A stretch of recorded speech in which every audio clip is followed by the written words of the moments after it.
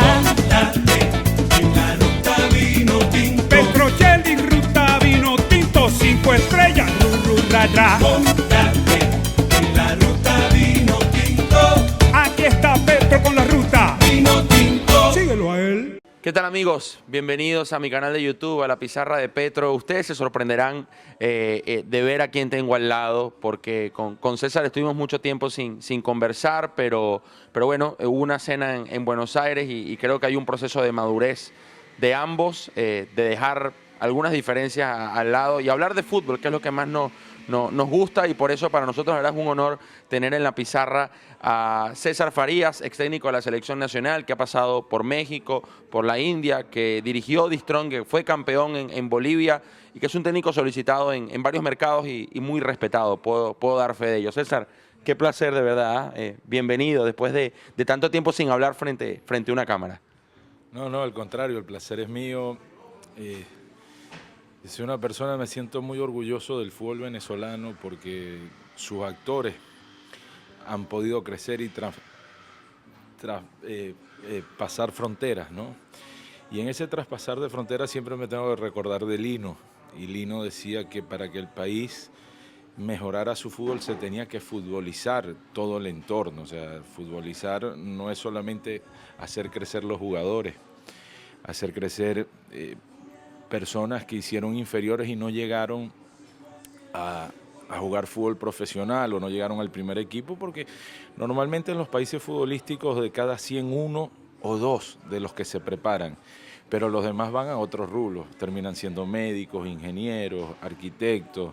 O sea, no es lo mismo un arquitecto o un ingeniero que jugó fútbol y diseñó un estadio en el que no lo jugó. Y eso pasó en el campo del periodismo. O sea, uno lo ve en los Estados Unidos, en las cadenas, lo ve en Argentina. Si no me equivoco, ya tienes más de 10 años afuera, estás en Buenos Aires y hoy nos conseguimos en Lima. Eso es bonito en el fútbol, ¿no? Poder escuchar un acento familiar y ver el crecimiento de nuestros compatriotas ante las dificultades y los espacios que han ido ganando. Es muy bonito y uno también lo sufre porque antes no teníamos eso, y entonces la dificultad de que los medios hablen o promocionen a un entrenador o no, o promocionen a un jugador o no, pero sin embargo los venezolanos y su futbolización ha traspasado fronteras y se han ganado espacio. Y te quiero felicitar porque a ti y a muchos de tus colegas que lo han hecho de una forma genial, porque no ha sido fácil, sé que lo que muchos han sufrido, pero que a mí me alegra muchísimo. Muchas gracias, César. Y quiero consultarte ya para cerrar esto. Esa decisión que tomaste conmigo de hablar, imagino que lo hiciste con otros que quizás te adversaban desde la tribuna del periodismo y tú desde tu tribuna, de tu postura de entrenador. ¿Cuándo surgió y por qué? No, es que primero yo nunca tuve un problema personal con ningún periodista. Eso se traslimitan cosas en la imaginación de las redes sociales y eso. Tú lo estás diciendo muy bien, son posturas futbolísticas que normalmente en la íntima los entrenadores o los cuerpos técnicos o los jugadores tienen otro tipo de información diferente, y cuando no es tan claro eso, no es claro porque hay una intimidad que respetar o no es tan claro porque no se le tiene el acceso a la persona, o no es tan claro porque la corriente también te lleva hacia otro lado. Entonces es normal de que el entrenador es uno y el ser humano es otro. Y me imagino que yo no lo puedo decir como periodista porque no lo soy, más allá de haber participado en algunas transmisiones con muchos periodistas desde el punto de vista técnico, y de convivir con tantos periodistas también, uno algo ve del comportamiento,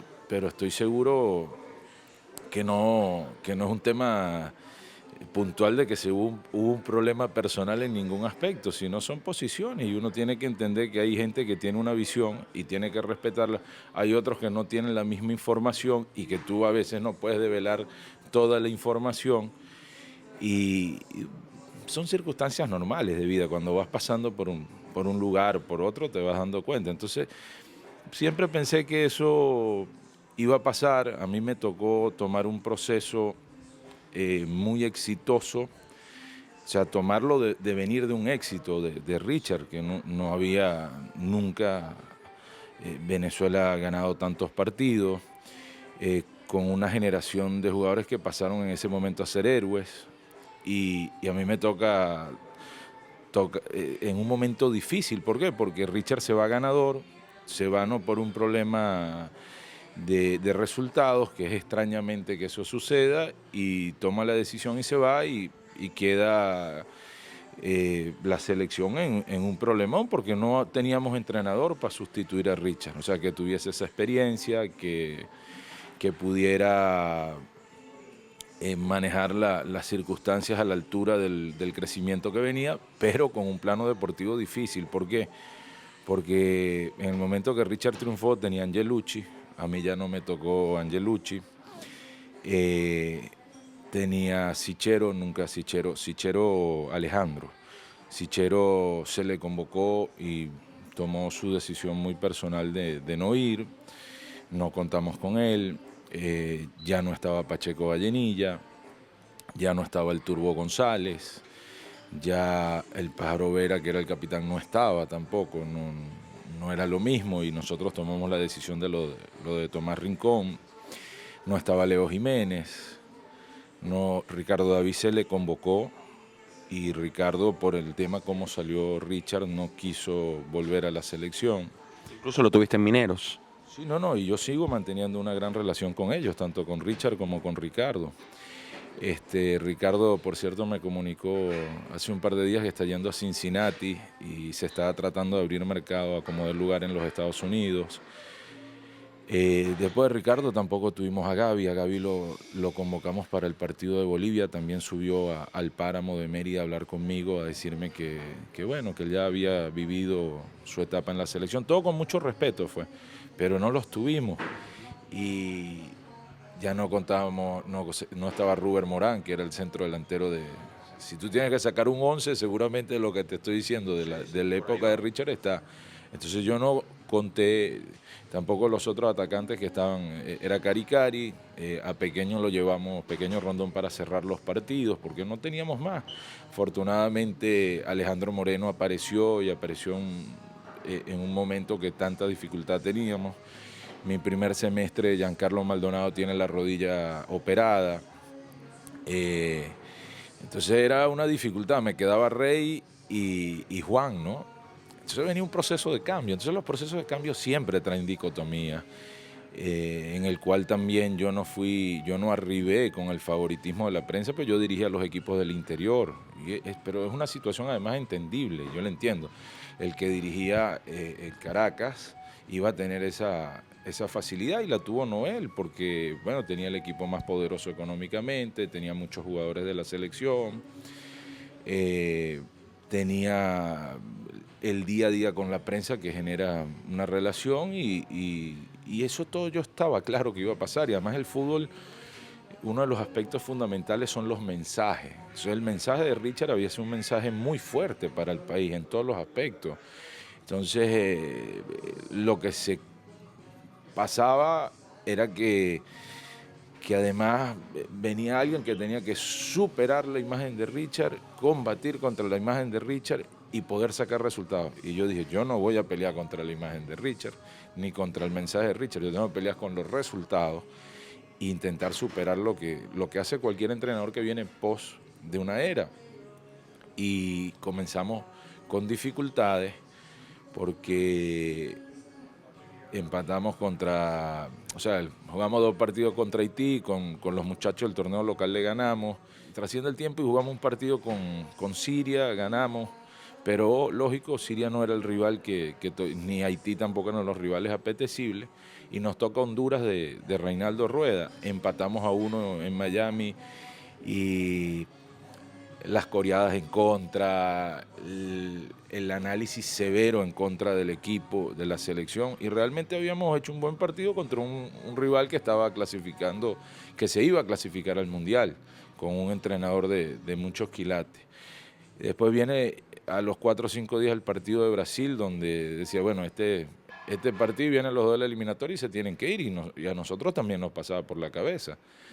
Afortunadamente hicimos un grandioso partido, el mensaje le llegó a los jugadores, entendieron que era su momento de protagonismo, y se gana 2-0 a Brasil, y de ahí se coge un oxígeno.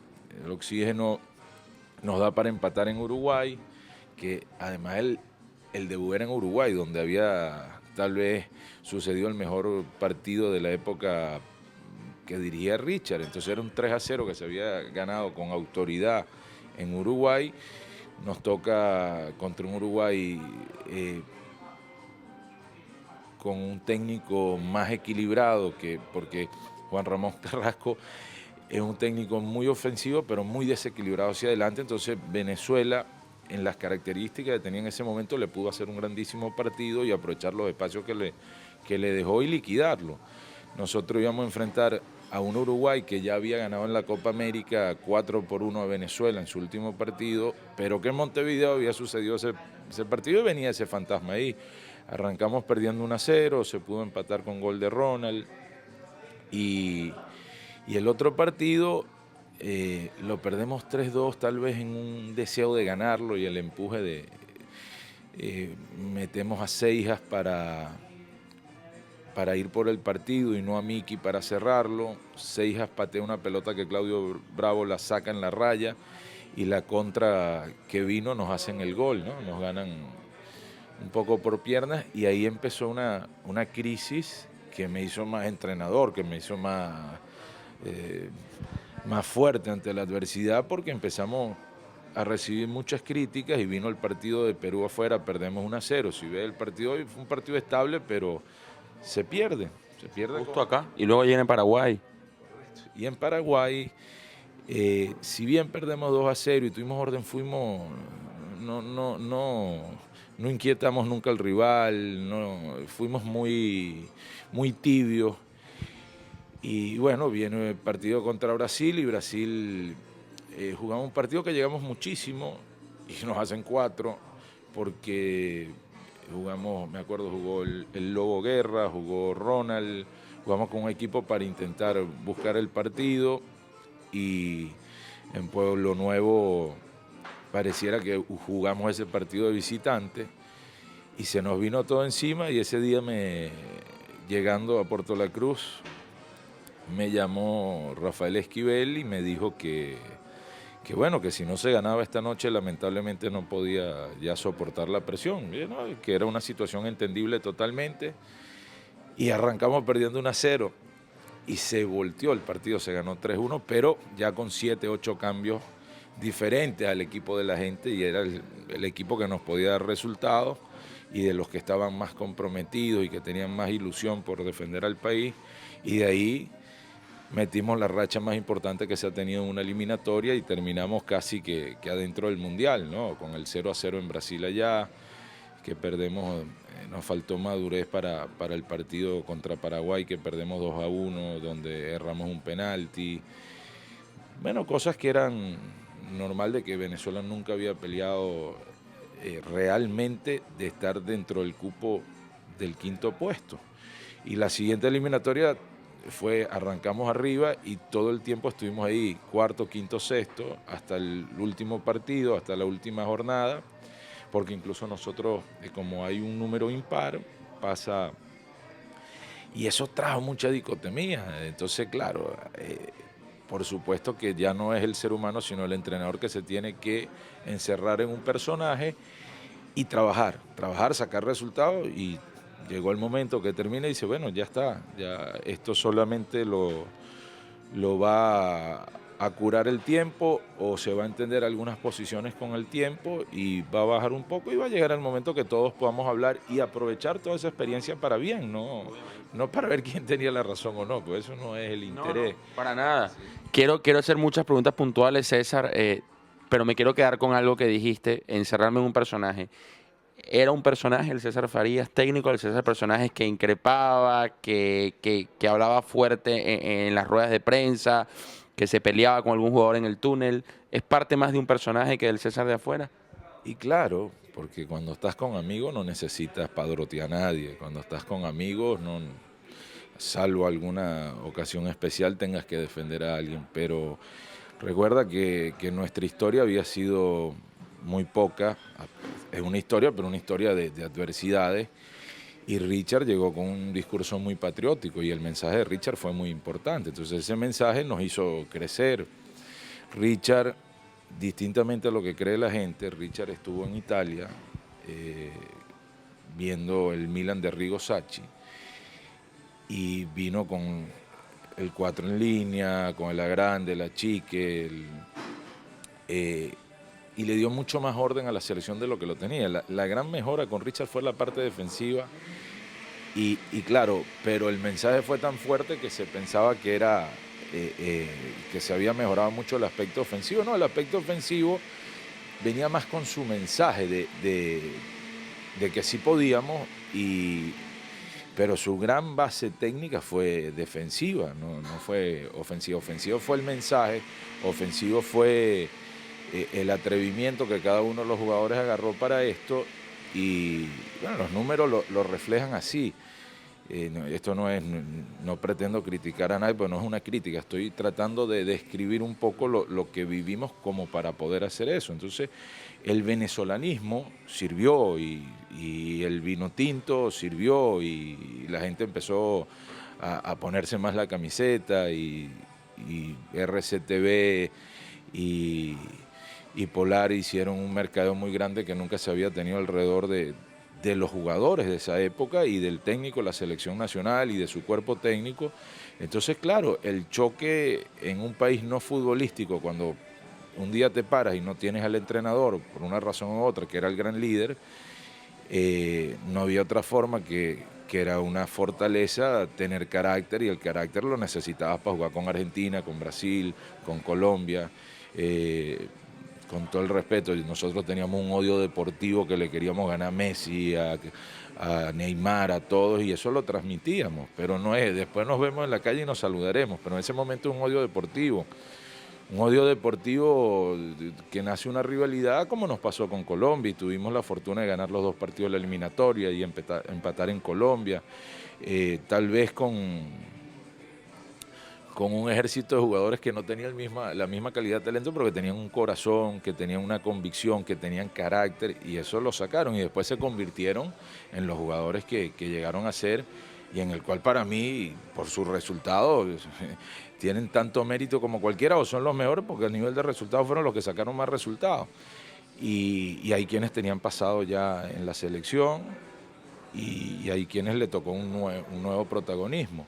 Pero yo no creo que sea una parte comparativa, sino que es la continuidad de muchas cosas de la historia, porque no podíamos dejar a la deriva a la selección, o entendiendo que la selección necesitaba ese carácter, dejarlo a un lado, entender que el funcionamiento organizacional de la federación no era el más desarrollado, porque bueno, el fútbol suramericano también empezó a entrar un dineral de golpe, crecieron muchas cosas de golpe en Venezuela.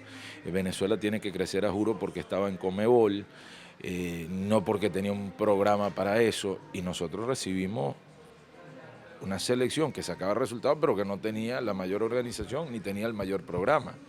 Y tuvimos que empezar a modificar eso, por eso empezamos a registrar todos los entrenamientos, por eso empezamos a registrar todas las conferencias, para que se supiera que sí estábamos haciendo un trabajo y llevando también un mensaje. Quiero ir, César, puntualmente al premundial de Brasil. ¿Ese partido con Argentina fue la mejor noche de tu carrera? ¿Con Argentina en Puerto La Cruz?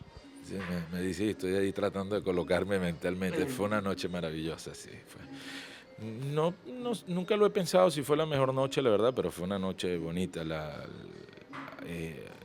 Hay incluso algunos partidos no ganamos. El que empatamos en Colombia también fue muy grato por la forma que se dio. Los empates en Uruguay, los 2 empates en Uruguay también viniendo de atrás, como el de Colombia, también te dejan. La noche que ganamos en Paraguay también fue. Esa te la quiero preguntar después. No te adelantes. Quiero seguir con Argentina. ¿Cómo hiciste para tapar a Messi? Bueno, primero tirarme a todo el mundo en contra con no llevar el equipo titular a Ecuador. Porque Yo fui uno de los que critiqué en su momento que llevabas un equipo demasiado B a Ecuador. No digo llevar a todos los titulares, pero sí me echar un poquito. Pero bueno, evidentemente después te salió. Bueno, porque es que es difícil jugar en la altura, ¿no? Y además veníamos con el fantasma que pues, nosotros no dirigimos el primer partido. Ese era nuestro primer partido en Quito. Primer partido en Quito oficial, porque en un amistoso que jugamos con jugadores solamente del torneo local nos golearon. Sí. Y en verdad, subir sin una preparación, subir sin tener acorde para equivalar el tema de la altura es muy difícil. Entonces entendíamos que no es solamente la dificultad de lo que se iba a presentar ahí, sino el desgaste que generaban nuestros jugadores. Nosotros estudiamos mucho la altura en la parte de formación de nosotros como entrenador, porque en Aragua había un grupo de entrenadores comandados por Omar Cuyán Ávila, que ellos la parte física la manejaba el profesor Armando Ochoa Jacome.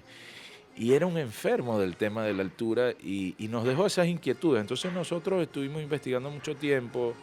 Felizmente en Cumaná, cuando yo tenía 18 años, 19 años, podía ver la televisora boliviana y ver el tema de escuchar de lo que pasaba de la altura. Antes no había una sola cadena para la Copa Libertadores, sino que eran esas televisoras quienes transmitían la Copa. Y casualmente al año siguiente en Puerto Ordaz jugó Bolívar y De Stronger. Y yo iba mucho a Puerto Ordaz a ver los partidos de Copa y de ahí me quedó esa inquietud. Entonces la idea era preservar los 11 jugadores titulares que Argentina le toca jugar en Argentina contra Chile, un partido muy intenso, muy duro, bajo un torrencial aguacero y se queda toda la semana en Buenos Aires. Llega el día anterior en la noche. Se van casi prácticamente a reconocer el campo se lo dejamos bien alto, diferente el pasto a como ellos juegan en Argentina y juegan en Europa, obviamente. Nosotros nos quedamos, esos jugadores se quedan en Venezuela, no solamente haciendo un trabajo táctico y acorde a lo que venía para el partido, sino que también se levantan los niveles de potencia, de fuerza, para poder jugar en un pasto de esa magnitud. Ese pasto nosotros lo conocíamos bien porque en la Copa América de Venezuela yo decía, oye, pero está muy lento estas selecciones. Y claro, cuando tuve la posibilidad de bajar y veía, me acuerdo aquel Wander Love, puede ser que era el... Wagner Love, no de Brasil, claro. Wagner Love, gracias por la corrección. Se le hundía el zapato, era un zapato fosforescente y no se le veía el zapato. Entonces decía, este es el tema, y por eso Brasil terminaba también sacando ventaja porque tenía jugadores potentes. Y nosotros tuvimos 5 meses en el Anzoátegui previo a ir a la selección y sabíamos del tema, lo habíamos visto en la Copa América. Argentina llegó para ese partido con muy poca antelación de horas, muy desgastado el partido de Chile, puso el mismo 11 titular y nosotros sabíamos que si lográbamos estirar el partido lo podíamos tumbar y que la forma no era jugar uno contra Messi y ponerle una marca, sino poderlo meter en el cuadradito donde estaba Amorebieta, Vizcarrondo, Tomás y Lucena.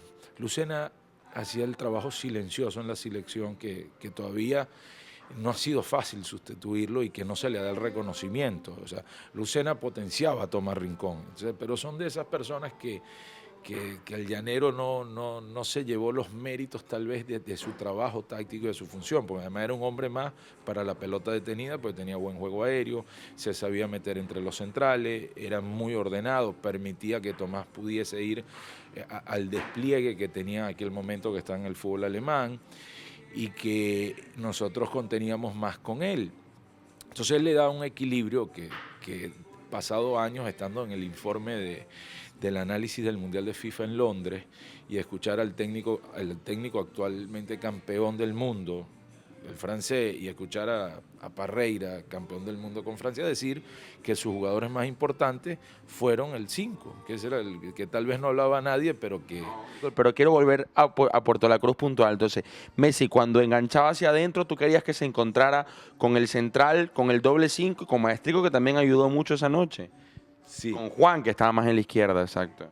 El tema era siempre meterlo en un cuadrado, porque si a Messi le dejas espacio para que juegue uno contra uno, te limpia. Más allá de que hablamos que lentificamos el partido con el engramado, venían también un poco agotados del partido aquel, porque no era el Messi de hoy día, era el Messi de su máximo esplendor. Esa selección argentina, recuerda Petro, La de Isabela. Sabela, si mal no recuerdo, dirigió 44 partidos y solamente perdió 3 partidos, de los cuales está uno con Alemania, que es la final del mundo, y un partido amistoso con España, creo que fue el otro, y el de Venezuela.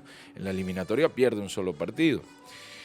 Y eso, si no mal lo recuerdo, por ahí se me escapa y es uno menos, uno más, no importa, pero Sí, quiero pero decir... uno fue con Venezuela. Claro, es la subcampeona del mundo que tenía el mejor jugador del mundo con una constelación de jugadores que algunos del Real Madrid, 2 del Real Madrid, 2 del Barcelona, jugadores en Inglaterra y un gran entrenador. Jugaba Zabaleta esa noche, perdón que te interrumpa. Si Zabaleta pasaba, tú lo dejabas libre. O sea, la meta era que Messi no enganchara y pudiera rematar, por más que Argentina quisiera hacer el 2-1 por afuera. Fíjate una cosa, ¿no? La idea de lo que te estoy diciendo de no dejarlo el 1 contra 1 porque te limpia era que él tuviese que conseguirnos de frente todo el tiempo. Nunca nos agarró a la espalda, porque en la espalda nos pasó como en Argentina. Fue mayor, le pedí que no lo fueran a trancar la mitad de la cancha y en el ímpetu que íbamos 0-0 se entusiasmó, se emocionó, me acuerdo que le gritaban no, no, pero en el mismo entusiasmo del partido lo trancó en la mitad de la cancha, Messi ganó el tranque, arrancó y ya no lo agarramos más sino la pelota en la malla y ahí se perdió toda la elaboración táctica que teníamos, se abrió el partido. Entonces nosotros necesitábamos hacer lo que él fuese hacia adentro y se considera Morevieta, que ya lo conocía, que Morevieta en la primera lo iba a buscar y lo buscó y le dijo aquí estoy, y que si veía para el otro lado estaba Vizca con cara de perro, que ella también lo conocía, y que Gabriel era un central llevado a la banda. Rosales ya venía en un crecimiento en su marca, porque Rosales desde que nació, como fue un volante llevado a la banda, tenía buen ataque, pero le faltaba esa espalda de lateral y fue un poco lo que le empezamos a pelear y lo creció mucho en Holanda, por algo, o sea, donde mejores laterales desarrollan son Brasil y Holanda, y en Holanda tuvo el placer de creer, no en los 2 equipos grandes, pero digamos que en aquel momento el Twente era el tercer equipo de la liga y Roberto tuvo un crecimiento que bueno, que hoy lo sigue demostrando, ¿no? Y pudimos consolidar esa defensa, que fue la que jugó todos los partidos de la Copa América, a excepción de que se lesiona Grendi y puede venir a Morevieta, y empieza Messi a chocar de frente con ellos y lo escalonaba entre Lucena y Tomás, pero también cuando iba afuera y se tiraba afuera, empieza el trabajo del maestrico que tú dices, porque ellos tenían una particularidad que después nos hacen un gol así. Ya no dirijo yo la selección en la Copa América del Bicentenaria, que Messi se tiraba sobre la banda derecha, de ahí se giraba de izquierda, daba la vuelta de espalda, Higuaín arranca diagonal y te la ponía siempre en el vértice del área chiquita y aparecía anticipando. Hicieron varios goles así. Entonces nosotros teníamos previsto eso y el maestrico y Juan, dependiendo de quién estaba en ese lado, lo podían cerrar. Y después nosotros sabíamos que cuando teníamos la pelota, entre Juan, César, le daban un manejo diferente, soltábamos un poco a Tomás para que arrastrara una marca y pusimos 2 atacantes potentes para que, si bien eran 2 atacantes potentes como Mico y Salomón, también eran jugadores que en aquella época picaban bien a la banda todavía. Y estaban potentes, venían de la primera división española, estaban bien y ellos hicieron un trabajo de desmarque y de arrastre de marca que desgastó a la defensa contraria. Teníamos un grupo de jugadores cabeceadores con buenos cobradores, entonces pudimos aprovechar muy bien la pelota detenida y un partido cerradito, muy calculado, se nos dio de esa manera. Si bien ellos nos inquietaron algunas veces, tampoco fue tanto porque estuvimos bien ordenados, pero también tuvimos la suerte de que se necesita a veces para ganar. Pero si a Messi le da los espacios grandes, te liquida y nosotros lo encerramos, lo enjaulamos, lo fuimos enjaulando, no tenía marca personal, pero lo enjaulamos y pudimos sacar mucho provecho. Después nos toca en Argentina y llevamos un buen partido. Ya con muchas lesiones. Nosotros, si tú revisa cuántos partidos jugó Tomás, entre lesiones y suspensiones no lo tuvimos. La lesión de Amorevieta, la lesión de Sichero, ya Giancarlos no estaba, que era un atacante importante. Nosotros nos quedamos con un ataque muy joven. Miku pierde la titularidad donde estaba. Después va a Irlanda y no participa tanto, ya no tenía el mismo ritmo que del arranque de la Copa América, que andaba en un momento top. Y se nos dificultó la parte de ataque, y contra final nosotros empezamos a poner a Jose, a Salomón, pero Jose tenía 19 años, Salomón tenía 21, empezó a jugar Orozco detrás de ellos, empezó a entrar Otero contra Perú. Terminamos jugando con estos jugadores en el 3-1, que termina 3-2, y ya empezamos a tener otro tipo de jugador, ¿no? Ya veníamos de ganar en Paraguay, ya Otero para nosotros iba a ser importantísimo, por lo que se venía hacia adelante, pero eran muy jóvenes, y cuando tú veías el ataque de Colombia era Jackson Martínez, Falcao, y los que lo acompañaban tenían entre 27 y 32 años, y cuando ibas y veías a Forlán y veías a Cavani, a Suárez, eran todas las selecciones con atacantes maduros, y lo mismo era Argentina con Messi, Higuaín, el Kun Agüero, y nosotros teníamos la parte más inexperimentada, que hoy en día la tenemos, y que todos aspiramos a que puedan tener un gran premundial, pero era lo mejor que podíamos poseer, porque ya después se retira Alejandro Moreno, Pequeño ya había quedado en el premundial anterior, ya se habían ido todos los que dijimos, no llega en su mejor forma al cierre de premundial Mico, o sea, como estuvo en la Copa América. Aristigueta también era muy jovencito, Rondón tuvo una etapa donde estuvo lesionado y otra suspendido. O sea, la verdad, no tuvimos cómo mantener el 11 que nos hizo más importante a lo largo de todo el premundial, y esos son los problemas de los premundiales, son muy largos y también tienes que a veces tocar con un toque de suerte. Nos quedan 30 minutos, queremos, César, preguntarte muchas cosas. Ese partido con Uruguay, te lo preguntaba en la cena, pero creo que mucha gente tiene esa duda. ¿Por qué jugó Felcher ese día de titular contra Uruguay, y por qué sacaste a todos los habilidosos de la convocatoria?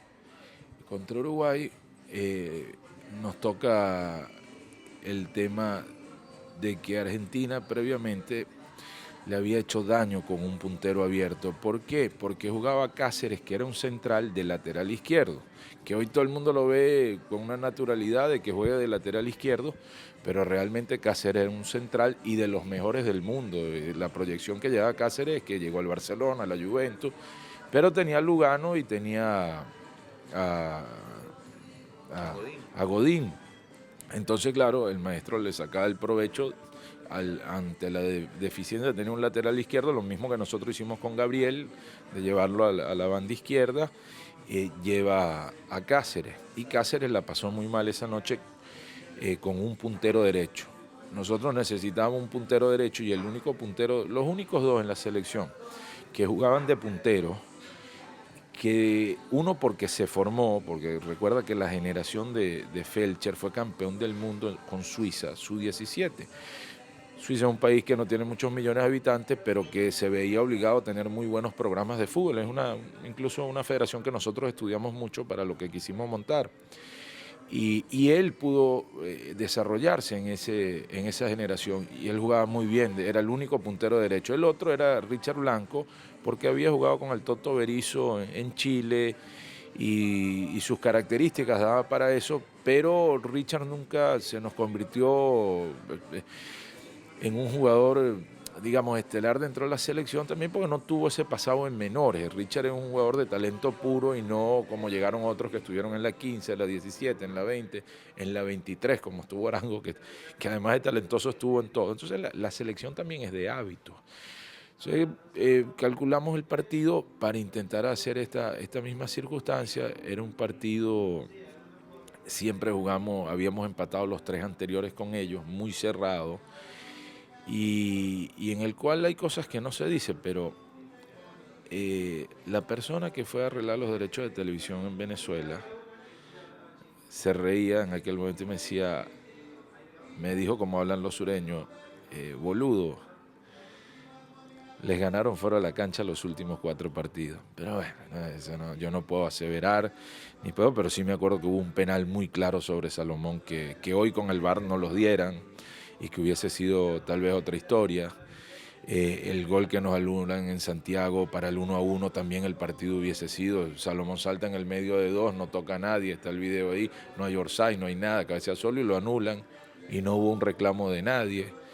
Y claro, ya a partir de ahí llegó unos cambios obligados por el tema de una lesión y recibimos el segundo y se acabó el partido. Esos partidos a veces con un gol se cierran y con 2, imagínate, de premundial. Entonces pensamos en un puntero derecho y el que tenía el mejor hábito, porque hay un tema con el doblaje de la banda para defender. Nosotros siempre nos gustó que el jugador entendiera que cuando lo espera de frente lo espera y se acomoda para el doblaje, pero que cuando lo venía siguiendo y no lo alcanza, no lo continuara siguiendo, sino que se le colocara en el espacio libre que dejaba.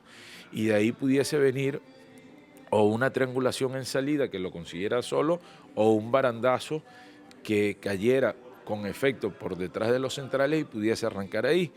Y eso lo interpretaba muy bien Fran y lo había hecho en algunos de los partidos anteriores, que lo habíamos utilizado en esa misma forma. Incluso en el partido de ida ya, esa noche ellos también nos estudiaron y también tomaron sus precauciones para ello. No salió tan bien, fue un partido muy trabado en el cual perdemos 1-0 y no pudimos fluir porque ellos se ordenaron bien, marcan adelante y después se dedicaron a defender de muy buena manera, un equipo que se sentía bien en esa faceta. Pero después no me recuerdo quiénes son los jugadores habilidosos que me dices que dejo fuera. No, Joseph, Joandri, creo que Ángelo, o sea, los sacas todos de la convocatoria y no dejaste en el banco, digamos, a un futbolista desequilibrante, con bajo centro de gravedad, quizás para tratar de romper por dentro y ganarle la espalda al doble 5 de ellos. Bueno, Joseph no jugaba en esa época. Estaba en Suiza, no jugaba. No. Joseph, mira. Pero venía a ser un gran partido en Bolivia. No, fue de los que le costó la altura. Fíjate un detalle con José. José lo llevamos nosotros a Puerto La Cruz a entrenar porque no jugaba, no en esa convocatoria, sino la que lo ponemos en Paraguay.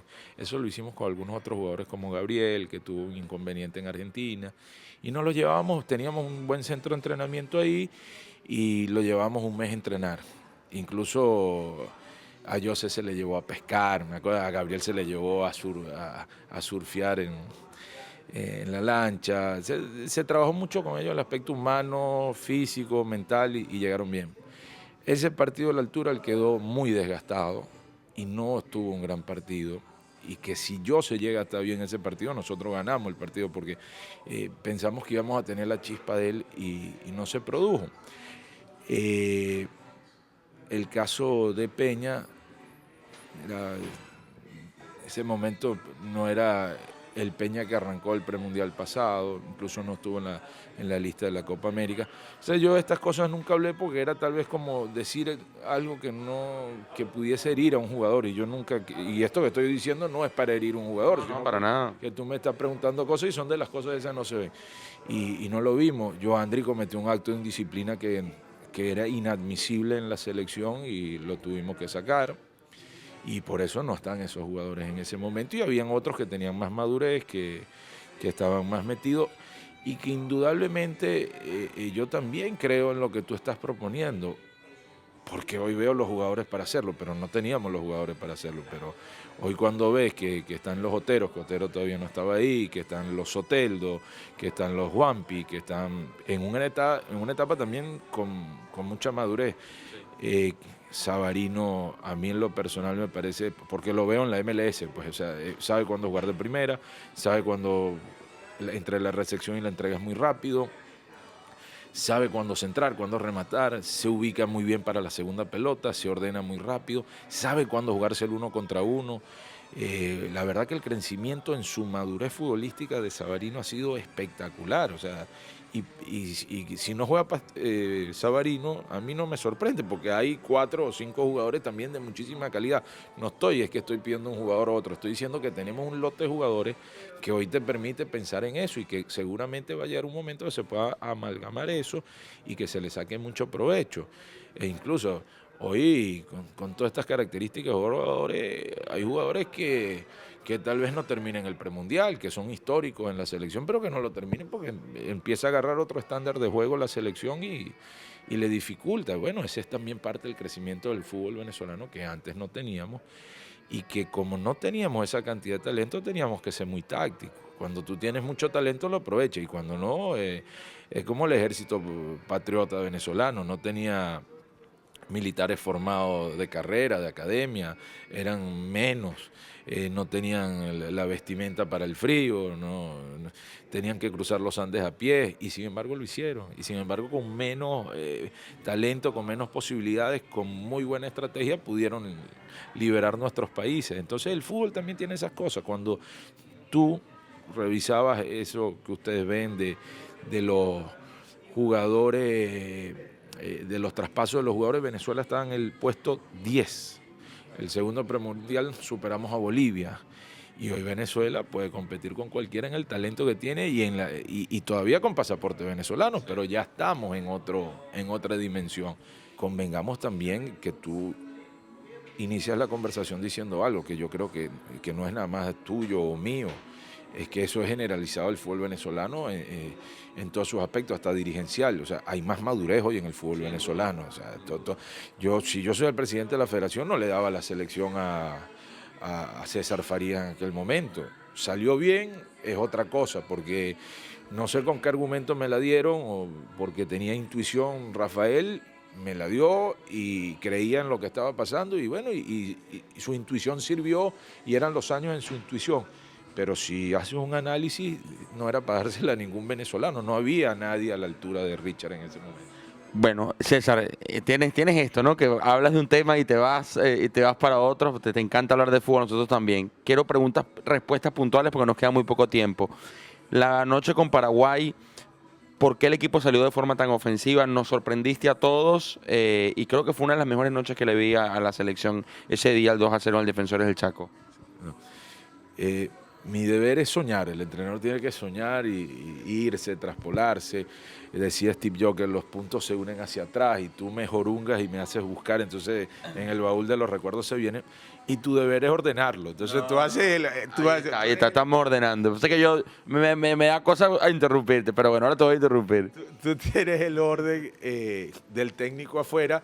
Y yo tengo tantos recuerdos bonitos que me despiertan, que a veces no he pensado en muchos años en cosas de estas, pero que cuando me los tocan, sobre todo converso mucho de ¿Te estas. motivas? Sí, me motivan y converso cosas de estas con nuevos entrenadores y comparto cosas que...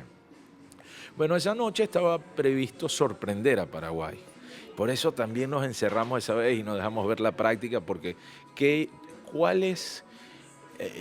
A mí me decía Miguel Acosta, un gran entrenador uruguayo, el entrenador que más sabía de zona en Venezuela, un entrenador que era un aventajado y que tal vez no pudo transmitir todo su conocimiento, porque él fue el capitán de campo de don Ricardo de León. Don Ricardo de León fue el padre de la zona en Sudamérica y antes no había asistente de campo, entonces el asistente era el capitán y cuando se lesionaba un defensor, el capitán era el número 5, el equilibrio del equipo. Tenía que pasar a defender en la línea defensiva, en la línea de 4. Entonces tenía que tener el manejo de la curva, de la grande, de la intención, de cómo bascular, de cómo escalonarse contra el área, de cómo escalonarse al revés cuando la pelota ya pasó al fondo, como hoy en día. Yo disfruto mucho de lo que está haciendo Sarri, porque Miguel Acosta era un apasionado de todo eso y traía esa escuela de don Ricardo de León. Entonces,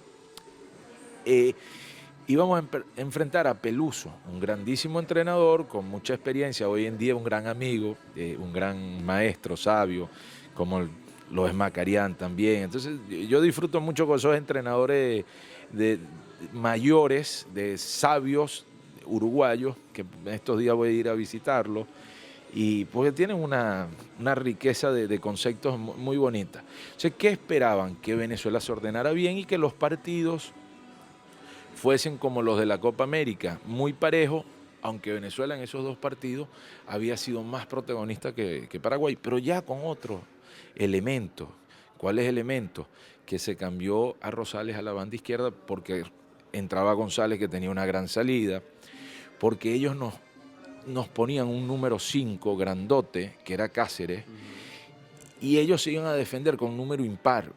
Y Miguel Acosta siempre tenía una teoría y me decía, César, con un número impar, o sea, se defiende mejor con 2 que con 3. ¿Por qué? Porque cuando te defiendes con 3, termina siendo 1. Y eso yo le saqué mucho provecho en México. Y de ahí Pellerano pudo hacer 8 goles cuando Luca había hecho goles, porque rompía de adentro, agarramos al 5 de ellos solo, se pivoteaba Benedetto, entraba Juan de afuera, entraba Richard de afuera, Richard Ruiz, y podíamos hacer superioridad numérica en esa zona. Eso fue lo que planificamos.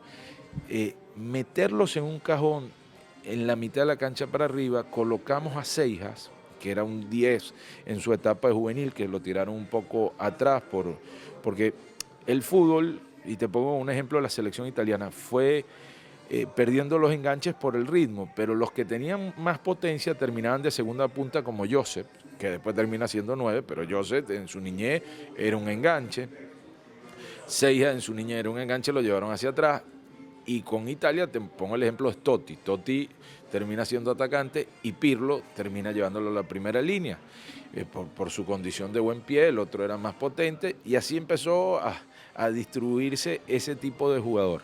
Entonces, pero cuando tú dices, si Salomón tenía la orden de fijar a los centrales porque iban a estar preocupados por Salo, sí. Si nosotros dejábamos pasar los laterales de ellos y metíamos al Maestrico y a Juan, que sabían ir en diagonal muy bien hacia adentro, se pivoteaba Jose, que era un enganche, se soltaba Luisma, que era otro enganche, y venían estos dos volantes afuera. Dejabas a Franklin atrás haciendo equilibrio con Osvaldo y Túñez. Hacía un triángulo con Osvaldo y Túñez, correcto, y pasaban los dos laterales a hacer la apertura. Entonces juntábamos adentro Juan, Maestrico, Jose y Seiga, y agarraron a Cáceres y le pegaron una tunda esa noche. Todos con muy buen pie.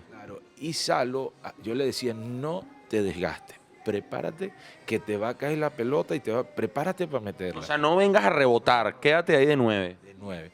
Porque Salo tenían, al igual que Mico, una conducta que aprendían en España de reducir los espacios, porque jugaban en equipos pequeños y traían los 9 muy atrás a defenderse casi como doble 5. Sí. Y con nuestra selección a mí no me gustaba eso. Eso sí lo utilizaba en otros lugares, en otro tipo de partidos, pero en la selección yo apostaba a dejar los dos puntas que me resistieran a todos allá, defenderlo con la doble línea de 4 y a veces con el 4-2 nada más para que Juan y Maestrico pudieran ir a hacer daño también arriba. Y después soltábamos a Rosales, a uno más, eran 5 arriba. Pero esa noche podíamos jugar, poner 4 tipos contra 1, pero además con la apertura de que te mantenían la cancha abierta de Alex y de Rosales. Y nos inspiramos a jugar y los primeros 30 minutos fue bonito porque ya venía la rivalidad de la Copa y entonces me decían cualquier barbaridad. Incluso hasta amigos míos hoy día se confiesan y dicen, profe, de los que estábamos cerquita diciéndole cualquier barbaridad éramos nosotros. Que viene esa rivalidad de la Copa. De la Copa. Y a esos 26, 27 minutos, me acuerdo, se empezó a silenciar el estadio. Porque ya Venezuela. Estábamos ahí, sí. Pero además era una sensación que venía de la Copa América de que nosotros hemos debido llegar a la final. Fuimos más, pegamos 4 postes, nos anularon un gol y nos ganan en los penaltis. En 90 minutos en los cuales, fíjate, la Copa América tiene una particularidad muy ofensiva de Venezuela que nunca se habló. Venezuela termina llevando 5 atacantes. Era un mensaje. Venezuela viene a ser presencia en la Copa, viene a ser ambiciosa, viene a buscar.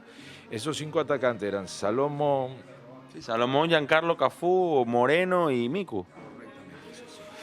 Y entonces, ¿cuál era la intención? Que ellos se prepararan para jugar 60, 70 minutos a full y los cambios todos eran arriba. ¿Sí?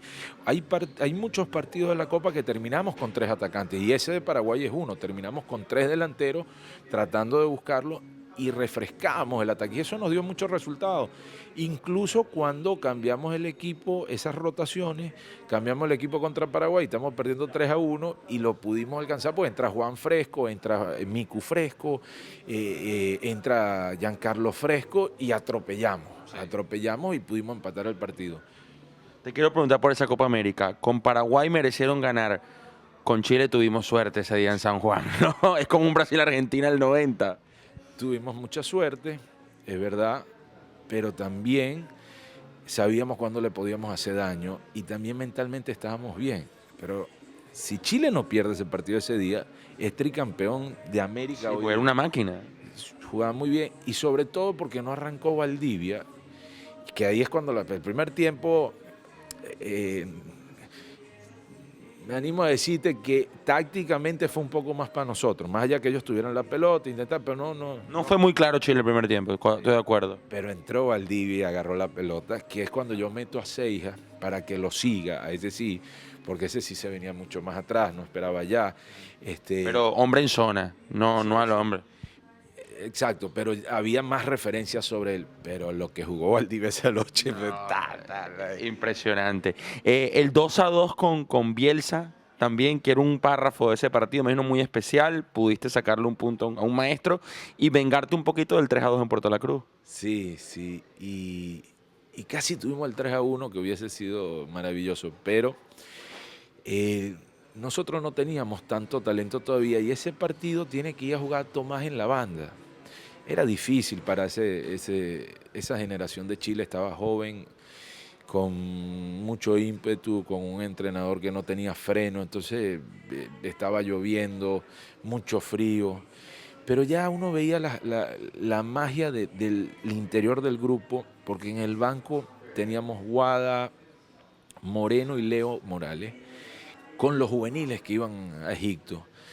Y había una química muy grande. Entonces tú veías el calentamiento, los tipos estaban enchufados, veías el 11.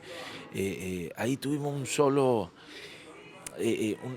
brote de discordia, que fue que castigamos un poquito a Juan, y para que Juan despertara. Juan necesitaba a veces esas cosas.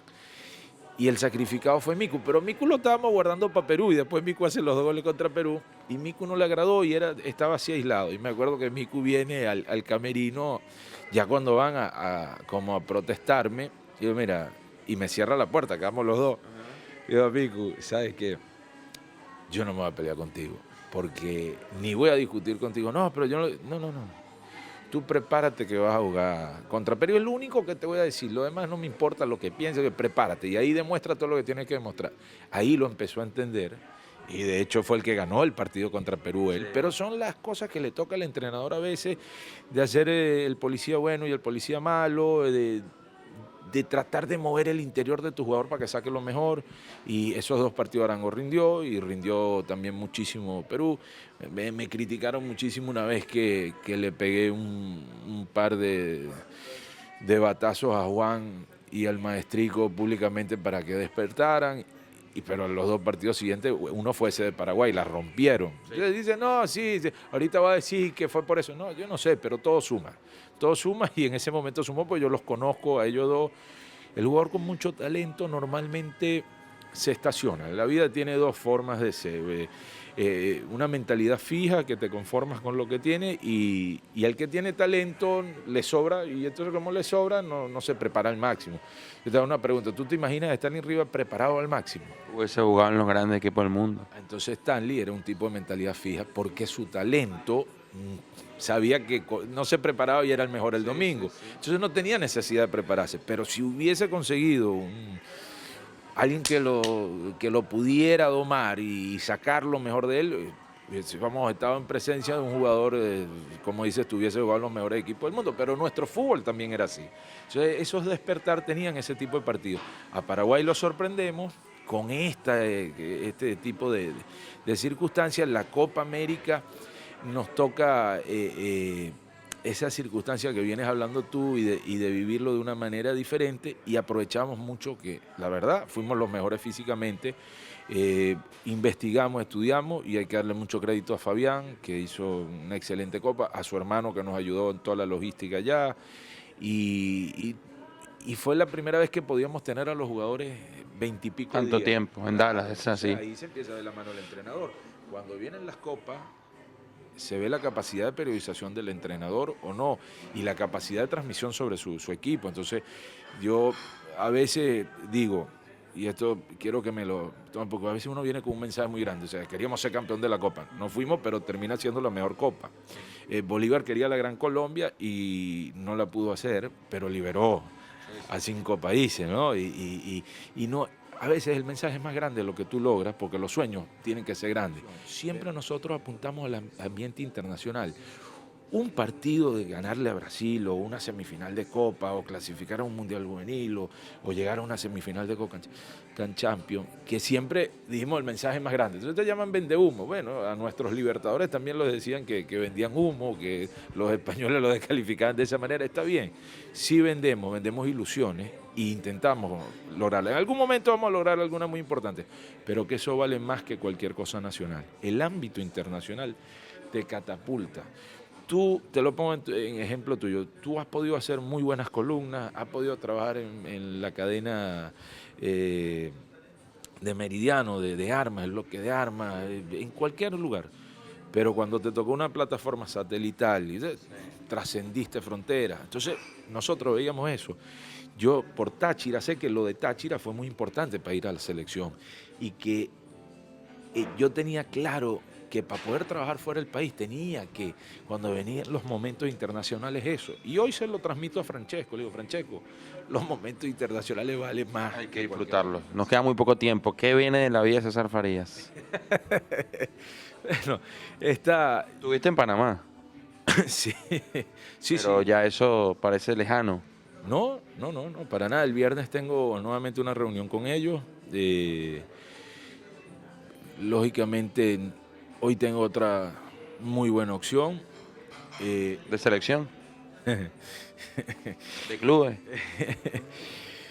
De selección, pero De selección.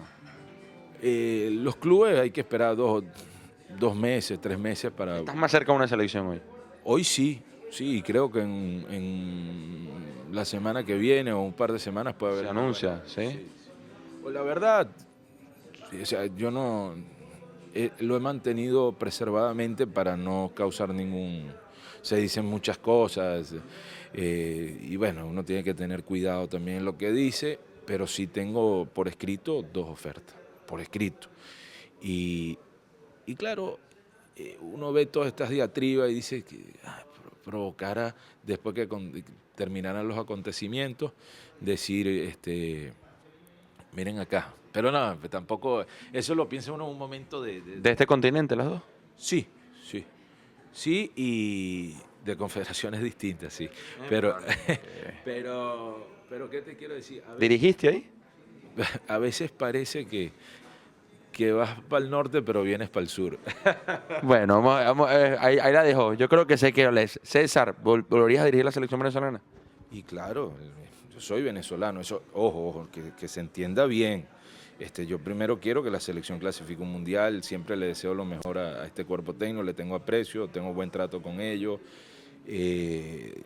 Espero que si pudieran llegar a la edad del maestro Tavares dirigiéndola, me alegraría, pero si a mí me toca, como me tocó la vez anterior, que por una razón inesperada no está Richard, obviamente que es mi país y yo no, con esto no me estoy ofreciendo ni quiero decir que soy el ideal, no se malinterprete. Tú me hiciste una pregunta muy, muy clara que es, ¿volvería? Sí, si mi país me requiere, yo estoy. Obviamente, como tú lo acabas de decir, hoy soy una persona más madura, que se ha preparado más, que tiene más experiencia y que lo viviría de otra manera, pero con la misma pasión. Y lógicamente que esos colores te mueven. César, bueno, quedaron muchas cosas, The Strongest, Táchira, Tijuana, pero gracias por tus conceptos, nos enriquece, aprendemos y nos gusta mucho hablar de fútbol y estoy seguro que va a haber una segunda parte en Buenos Aires, ¿eh? Si tú así lo dispones. No, seguro, yo disfruto mucho de estas cosas, la verdad, cuando son amenas y...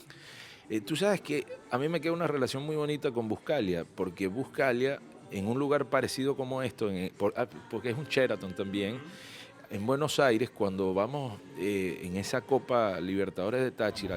Bueno, se cerró de forma abrupta la entrevista con César Farías porque el cámara se quedó sin memoria, pero faltaron simplemente el saludo, un par de preguntitas más. Seguro habrá una segunda parte con César. Gracias a él por atendernos y ustedes por disfrutar esta entrevista. Vendrán muchas más. Recuerden suscribirse, darle like, activar la campanita. Volvimos con todo acá en el canal de Ruta Vino Tinto. Chao. Móntate en la ruta vino tinto.